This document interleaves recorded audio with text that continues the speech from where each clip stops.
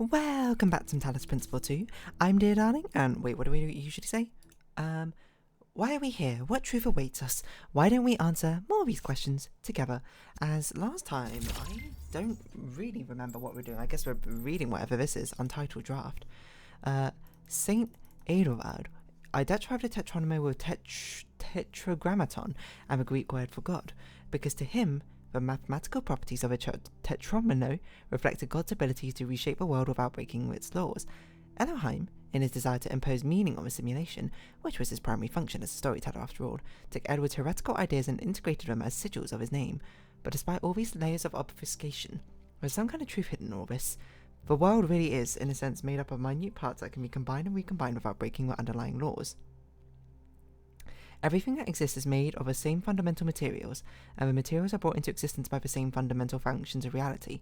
And yet the miracle of existence is that we are not all one, but are in fact radically different and separate.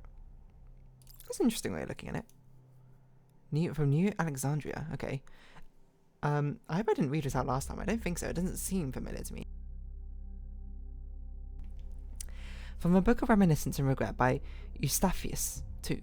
In the early days of our people, a great deal of responsibility fell on my shoulders. There are a few of us then, and though we are stronger and hardier than any human, we are not invincible. The world was an overgrown ruin and our resources extremely limited. It was a harsh time, but I felt passionate about the work, fired up by the many sacrifices that had brought us here, from the Ian team to the people of Gehenna, whose code was part of my personality. And bit by bit, New Jerusalem grew. We had to adapt some of the plans Drennan's team had left behind. I don't think they had expected the simulation to take as long as it did, but it was all working. That's when I made a terrible mistake. Thinking it was a way of safeguarding against disaster, I proposed the creation of a second settlement, New Alexandria, as the location was far from the dam that powers New Jerusalem. I attempted to build a thermal power station that would take advantage of a local gas reservoir. However, I foolishly used geological data from the archive, failing to account for the amount of time that had elapsed. 5 years later, this error led to an accident that leveled a settlement and killed 31 of my fellow citizens. Of all my many regrets, this is the greatest. So this is written by Alexandra herself. 31 of 1,000 citizens is a lot. Eustathius never forgave himself of his mistake. He drifted away, isolated himself from everyone in New Jerusalem. Oh, it's Eustathius. Oh yeah, it's by Eustathius. But was it really his fault? Yes, he made a mistake, but why was the entire weight of New Alexandria colony placed on his shoulders? Yes, a simple process of peer review and discussion could have prevented the entire disaster. Doesn't that mean New Jerusalem as a whole is at fault? Not as a whole, but certainly a failure of a process. He did his best. I feel sorry for him, but the dead remain dead, and that has to be faced. Of course, it's the sad thing of no one went in with bad intentions, but bad things still happened. The ethics of extinction. If a species we consider beautiful and remarkable goes extinct, we consider that a great evil.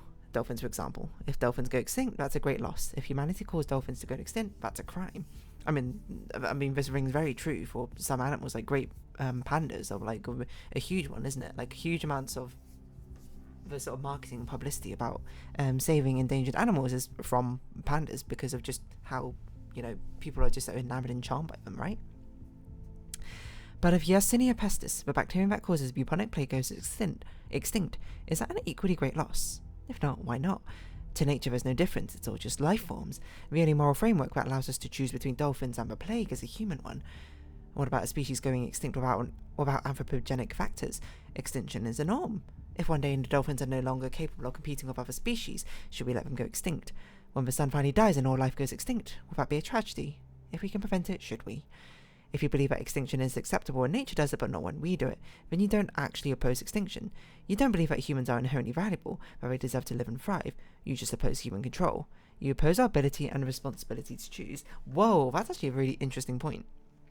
Genuinely not something I've considered before. You're not opposed to extinction, you're opposed to human control. That's a fascinating, way to put it. Okay, so I think we're done here as far as I can tell. I don't know if there's anything else for us in this a sort of abandoned power supply area. I also don't really know what we were doing here. I think we were just checking it out, I guess. Where do we come from? So that's where we came from. We went down there, I assume there's nothing in here? No, just another engine of some kind. While we go try and solve a final couple of puzzles, right? We solve this. Oh, sorry, I'm just trying to mute myself to cough. Is this the first time we saw this, or did we see this in the other places? But I genuinely don't remember. Who knows? The world is full of many mysteries. I wonder what happens when we oversolve levels, like we solve 2 of these levels, 7 and 8. That one? Or a different one? That one? That's a gate.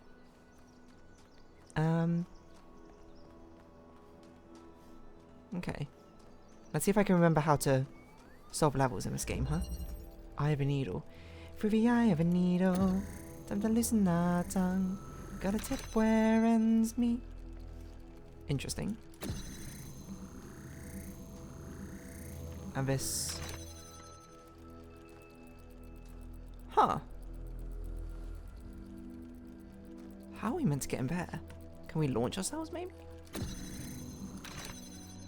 Oh, we can't do that, I see. Well, we might as well grab this, I suppose. Because now we can... Well, actually, what's over here? Where are we trying to go? Laser. Okay, blue laser.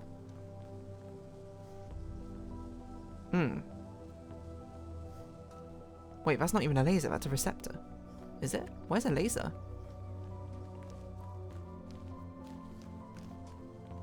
Maybe this is a laser? No, I don't think so. Oh, the blue laser's over there. So we're trying to get a blue... Well, we can just get a blue laser here to go in there. Ultimately, we're trying to get it over there. Which... I genuinely don't know how we're going to do.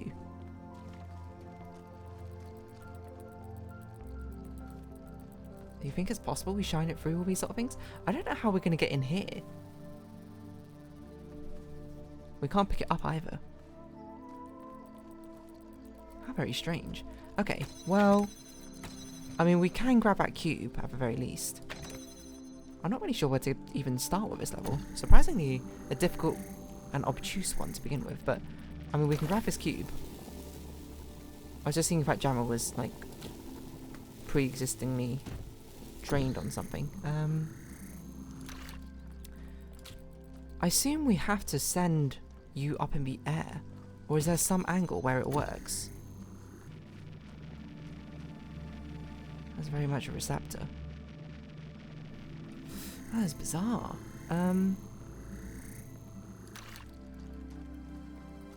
Okay, let's take over the connector for now. And actually take us to... Take me to the other side of this gate. So we can at least have a look around. I don't know how useful it is to tunnel through there.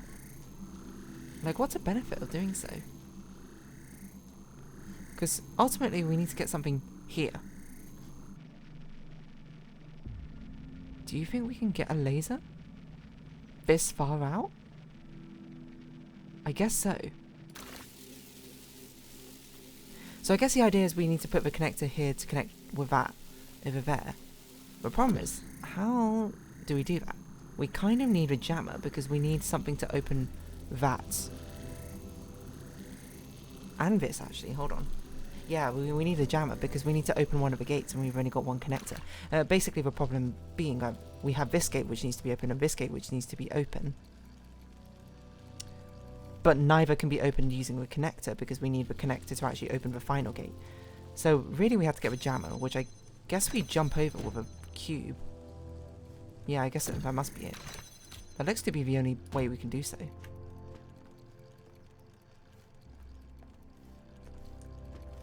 Was it this? It was this one, okay. For some reason in my mind it was the other gate, which required the jamming. Actually, is this even going to work? No. It's not going to work, is it?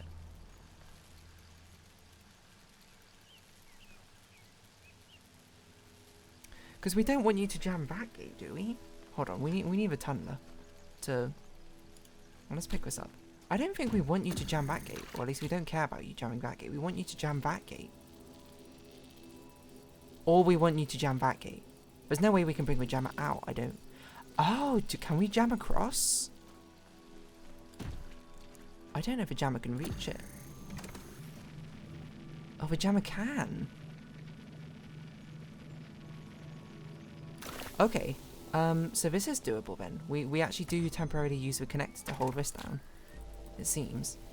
It doesn't really matter if other tunnelers in there, I don't think. And then we use you to jam that gate over there. Interesting. Now, the only thing I can hope from this... Yes, because you need to be held open by the cube.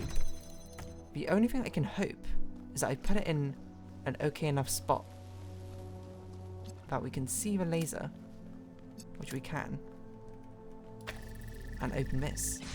Fascinating. That's actually quite an involved one, I'm not gonna lie. Had a lot of moving parts back and forth. The tunnel really opens up a lot of possibilities. I managed to extract an audio file from 1K's data stream incident. Oh yeah? What'd you get? It's hard to be sure because it's just a fragment, but I think it's some kind of log or diary. I have a needle. We finished a new lab today. Some processes are still harder Oh, than Miranda others, again. but energy output was up 2,000%. It's incredible how each leap forward enables another. The next iteration of the machine will... So as we suspected, someone was experimenting here. But experimenting on what? What was this machine they were building? Maybe it's whatever powers the megastructure. But what's the point of a megastructure for? We should also try and look for the hidden level, which I assume must be that question mark over there, around that long path. Because we might as well. Like, why not? Seesaw, okay. A laser into a tunnelable grid. A blue laser over here, okay. I feel like I can get the sort of vibes of why this might be called Seesaw, but for now, let's just let ourselves in here. I was surprised, I was like, what? Wow, deceptively simple level. We just basically have to open red and we have to open blue. Well. Okay. We can't tunnel through two walls at once, can we? I don't know if we've ever tried this. But we can't tunnel through here, then tunnel through there. No, it doesn't look like it. I wouldn't think we can. We just might as well try it when we got the opportunity. Right, so we have to deal with a crisscross situation, but we have seemingly no ways to raise elevation.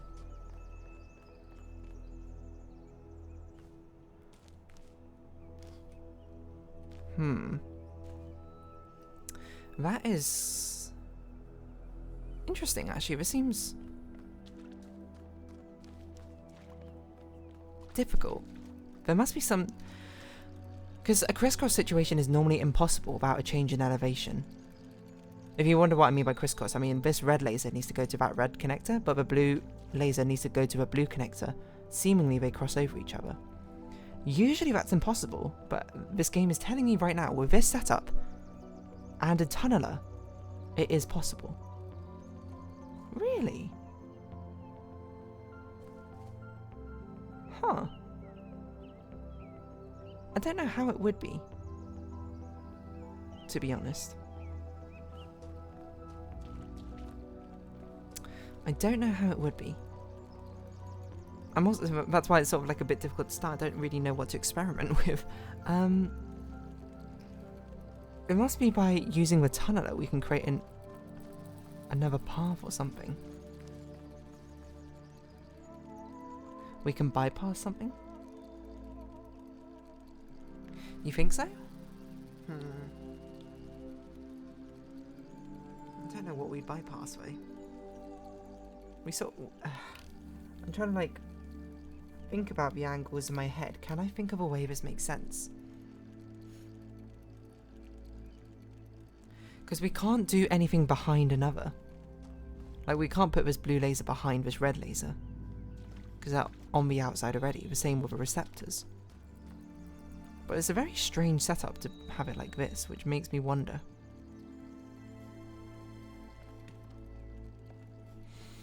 I mean, if it seems like there's no harm in doing this. Actually, what happens when we connect it like this again? I should remember. It doesn't work. Okay, fair enough.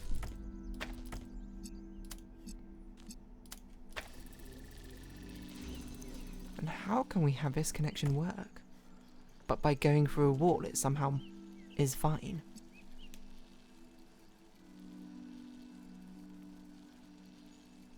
I genuinely don't know. I cannot think of a way this makes sense. Why would going through a wall help? We can make it go through a wall. Oh, do we go through quickly? It's a seesaw.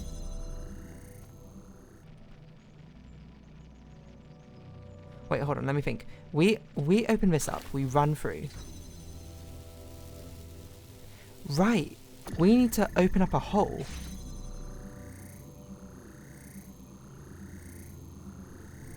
I got it, that's why it's called seesaw, because of a delay in the lasers. We need to do it such like this. Where we have it open, I assume on this side with a red. Take it, oh we can't walk through it because it immediately goes away.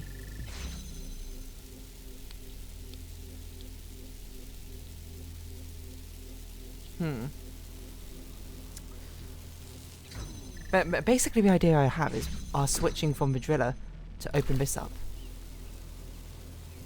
That doesn't even have sight, okay. So, hold on, is there a ladder on that side? Now I look at it, because it feels like there needs to be, because it feels like I can trap myself if I'm not careful.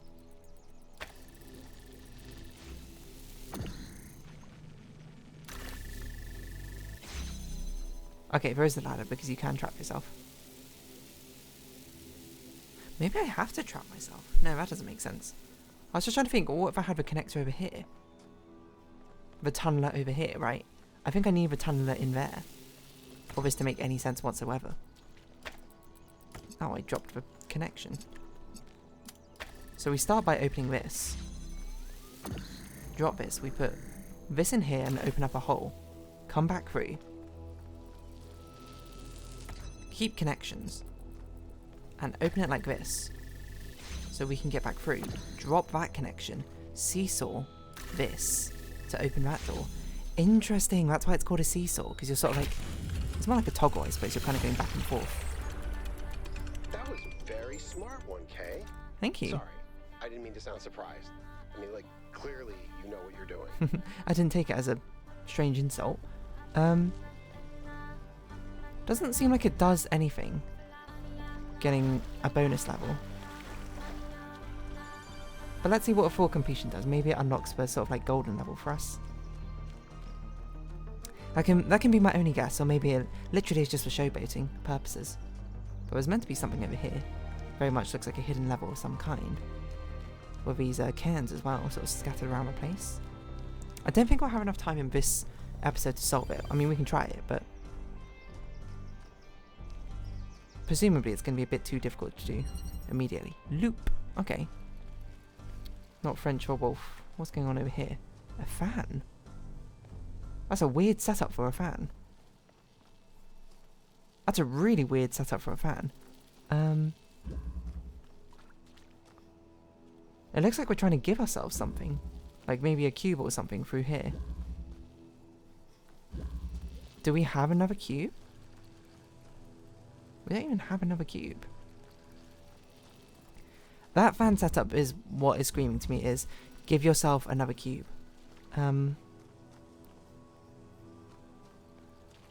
So the general idea is we have to get something through here to weigh down another pressure plate. I think I'll round this episode off here. Like I don't think this doesn't look like to me a level I can solve in a minute.